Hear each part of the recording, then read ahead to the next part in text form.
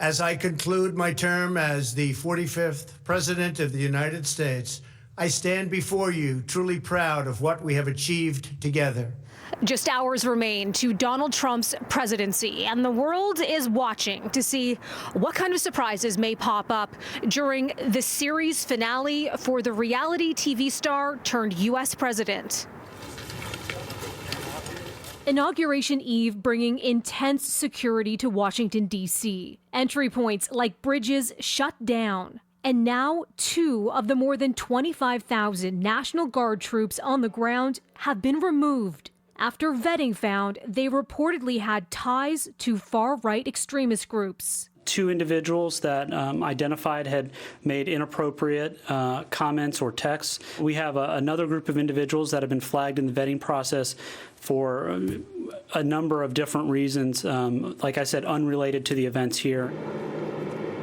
Every single guardsman deployed to D.C. is being vetted by the FBI over fears of a possible insider threat. The Washington Post reports followers of the conspiracy group QAnon discussed posing as National Guard members to try to infiltrate the inauguration. The unease follows the deadly attack by a pro-Trump mob nearly 2 weeks ago. The mob was fed lies. And almost 1 week after Trump was impeached by the House for inciting an insurrection, the top Senate Republican who has supported the U.S. president pointing the finger at Trump Tuesday. They were provoked by the president and other powerful people. A short time later in Delaware, it's kind of emotional for me.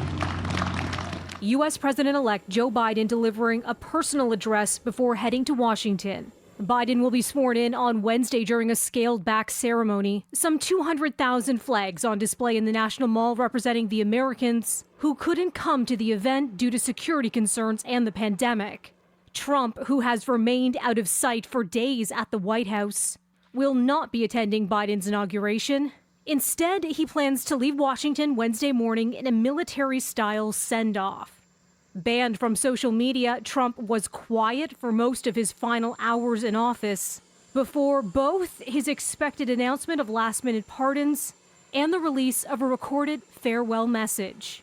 This week, we inaugurate a new administration and pray for its success in keeping America safe and prosperous.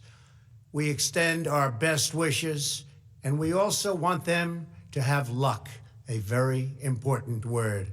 The final full day of Trump's presidency also saw the U.S. reach another somber coronavirus milestone. More than 400,000 Americans have died. That number nearing the total American deaths during the Second World War. A staggering tragedy, this figure from the American National World War II Museum. Now, others have different accounts of the exact number.